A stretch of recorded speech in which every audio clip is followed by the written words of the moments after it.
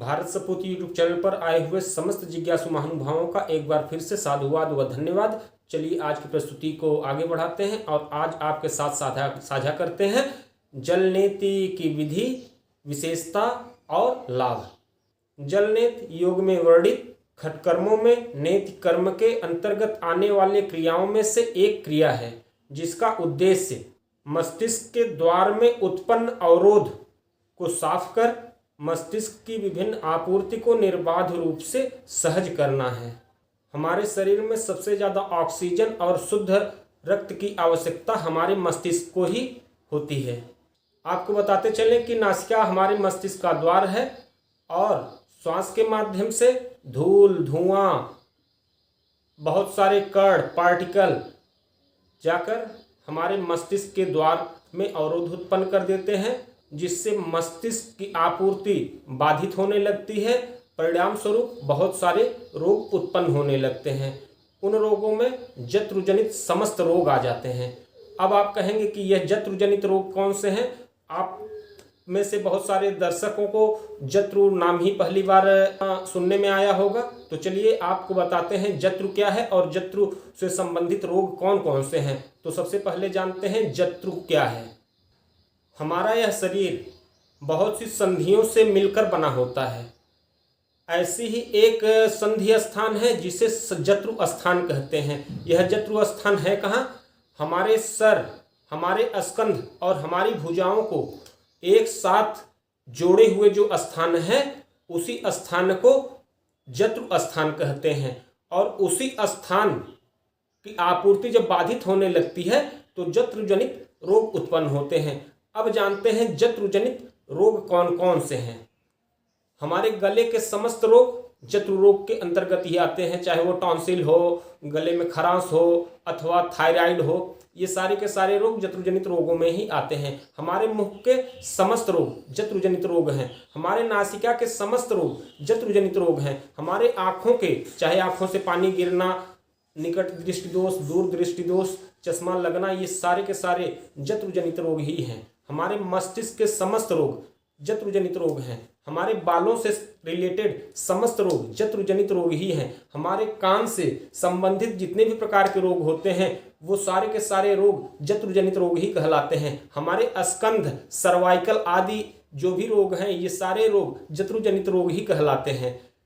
तो चलिए इन रोगों को दूर कैसे किया जाए और मस्तिष्क के द्वार में आए अवरोध को साफ कैसे किया जाए, उसे साफ करने के लिए, उसे डिटॉक्स करने के लिए, उसे क्लीन करने के लिए जो विधा हमारे आचार्यों ने, हमारे पूर्वजों ने, हमारे ऋषियों ने हम तक पहुंचाई है, उसे ही हम जल नेति कहते हैं। जल सूत्र नेति, जल नेति, दुग्ध नेति, रवर नेति, घृत नेति आदि बहुत सारी नेतियां हैं, जिनमें सूत्र नेति सिद्धों ने मुख्य बताया है। उसके बाद आता है जल नेति। जल नेति के प्रयोग से हम जत्रुजनित समस्त रोगों को नष्ट करते हैं। जिनका कान बहता हो अथवा जिन्हें हाई बीपी हो, वो अकेले इस क्रिया को न करें, किसी आचार्य की देखरेख में ही इस क्रिया को करें और उनके बताए निर्देशों का अनुपालन करें। तो चलिए जानते हैं जल नेति करते कैसे हैं। जल नेति के लिए हमें आवश्यकता पड़ेगी गर्म पानी की, जिसमें नमक मिश्रित हो। हमने पानी पहले से ही गर्म करा रखा है, इसमें नमक का मिश्रण भी कर दिया है। और दूसरी चीज़, एक कॉटन का कपड़ा अथवा तौलिया, गमछा, जो कुछ भी हो आपके पास, और एक नेति पॉट्स की। तो नेति पॉट्स के स्थान पर हमने नारियल से बनाया है नेति पॉट्स।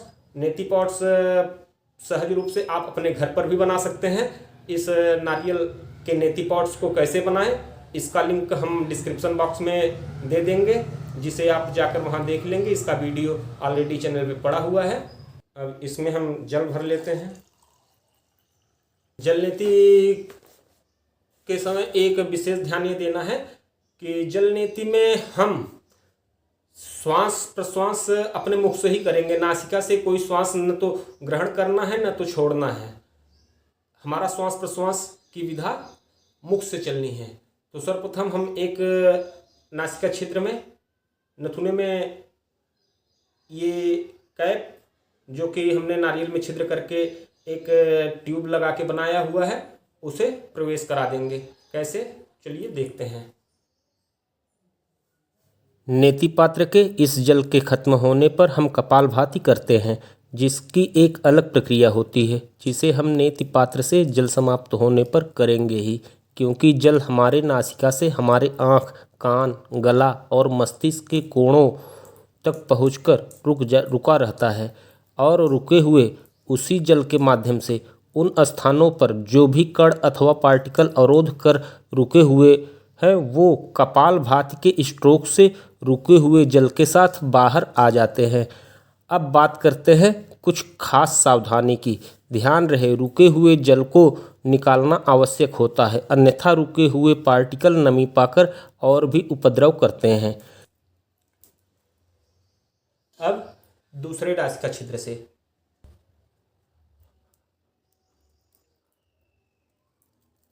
जल नेति के बाद जब भी कपालभाति की क्रिया करें तो श्वास मुख से भरें और प्रश्वास नाक से एक जोरदार फोर्स के साथ करें। मतलब यह कि सांस केवल मुंह से लेना है और एक स्ट्रोक के साथ नाक से निकाल देना है।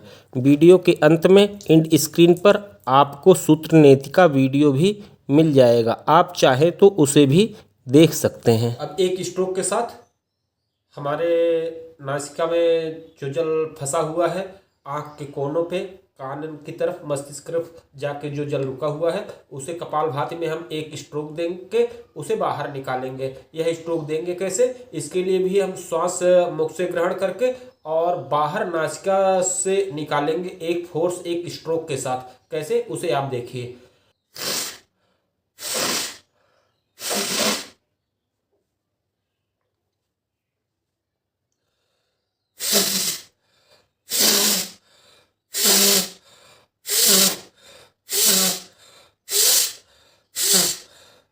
कपालभाति के अन्य और भी 3 प्रकार हैं, जिसका वीडियो आपको हमारे चैनल पर कपालभाति के प्रकार के नाम से मिल जाएगा, जिसका लिंक आपको डिस्क्रिप्शन बॉक्स में भी मिल जाएगा।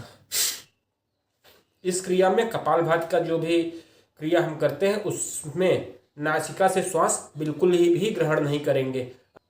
तो चलिए अब जल नेति के लाभ, जल नेति के लाभ से अवगत कराते हुए आपको बताते चले कि अवसाद के जितने भी पेशेंट हैं इस जल नेति क्रिया से उन्हें अवसाद के रोग में बहुत ही लाभ प्राप्त होगा। धीरे धीरे उनका अवसाद का रोग नष्ट हो जाएगा, क्योंकि अवसाद के रोग में धूल, धक्कड़ आदि बहुत सारे पार्टिकल हमारे नॉस्ट्रल्स के माध्यम से हमारे मस्तिष्क और मस्तिष्क के द्वार को अवरुद्ध कर देते हैं और मस्तिष्क में जाकर इकट्ठा हो जाते हैं। तो उन्हें यह क्रिया जल के माध्यम से बाहर निकाल देता है। यादाश्त, मेधा और स्मृति के लिए यह क्रिया रामबाण है। हमारे गले से लेकर हमारे मुख, हमारी नासिका, हमारी आँखों में, हमारे सर के, हमारे बालों के, हमारे कानों के, हमारे स्कंद रोगों को नष्ट कर दिव्य दृष्टि प्रदान कर देता है। तो चलिए इसी के साथ लेते हैं विदा और मिलते हैं अन्य वीडियो में।